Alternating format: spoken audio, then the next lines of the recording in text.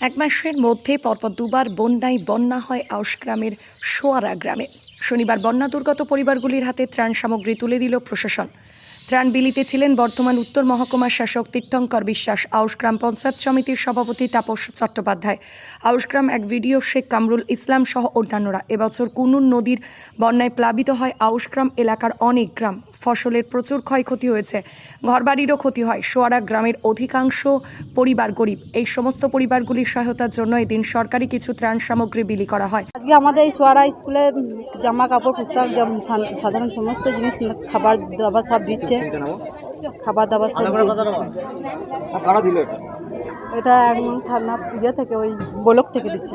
সব সাহায্য করেছে, খুব ভালো লাগছে।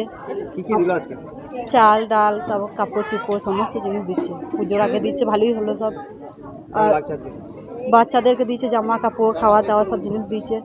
পুজোর আগে পেয়ে কেমন লাগলো? ভালোই লাগছে পুজোর আগে পেয়ে।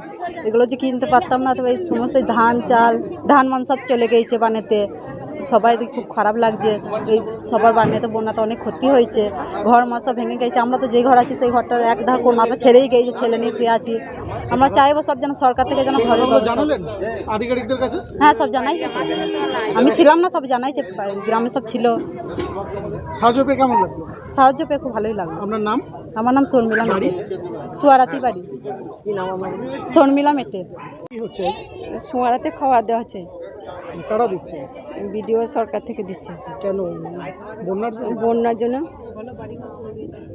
বাড়ি ঘর দুয়ার সব পড়ে গেছে।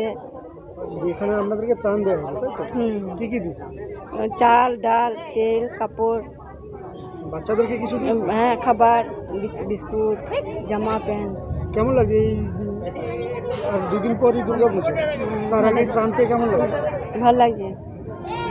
কি কারণে ত্রাণটা আজকে নিতে হলো আপনাদের? বানের জন্য। কতদিন ছিল? কতদিন জল এখানে ছিল? প্রায় 15-16 দিন, 17-18 দিন ছিল জলের তলায় ছিল। আপনার বাড়ি কোথায়? ওই যে জলে। হ্যাঁ, কোন গ্রামে? এই তো সোয়ারাতে। ছোটা নাম? পুতুল মাঝি। আউশ গ্রাম থেকে পরিতোষের রিপোর্ট, সোজা কথা নিউজ, পূর্ব বর্ধমান।